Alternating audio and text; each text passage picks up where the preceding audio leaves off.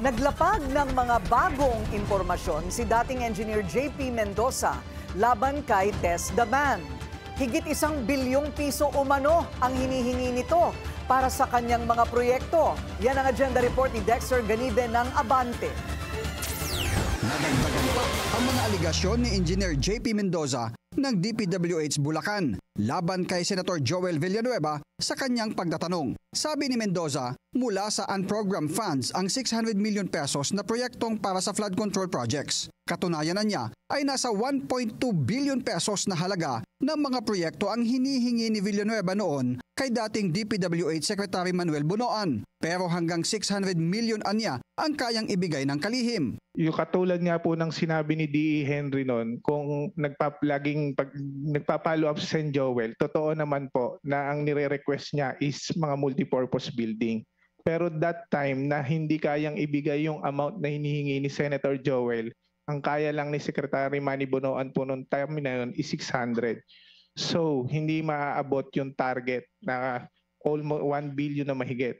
Naisipan po ni D.E. Henry na i-convert sa flood control yung 600 million na which is kinuhanan po ng 25% yung mga kontraktor para ang maging total is 150 million.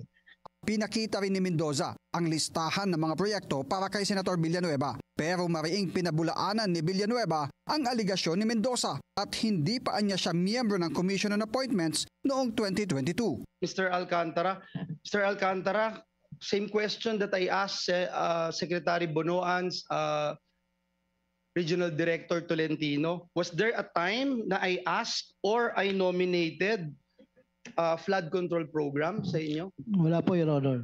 Ever since po. Ever since? Wala, Mr. Chairman. Was there a time na naglabi si Senator Villanueva for any contractor na in-endorse, pinakitaan ng pabor, or nilabi sa iyo, Mr. Alcantara? Wala po, Your Honor. Thank you, Mr. Chairman. Pinakita naman ni Senator Villanueva ang ginawa niyang kunwaring text message na kanyang pinicturan, kung saan nakalagay dito sa text ng congressman na idiin si Senator Villanueva. At may reply na, kayo na ang bahala sa akin, batchmate. Huwag niyo lang akong ibalik sa Senado. Sabi ni Villanueva, 20 seconds lang nagawa na ang nasabing mensahe para magmukhang pinicturan na mensahe sa isang cellphone. Nakakalungkot dahil yung chismis trying to destroy me, my name, our family, our loved ones.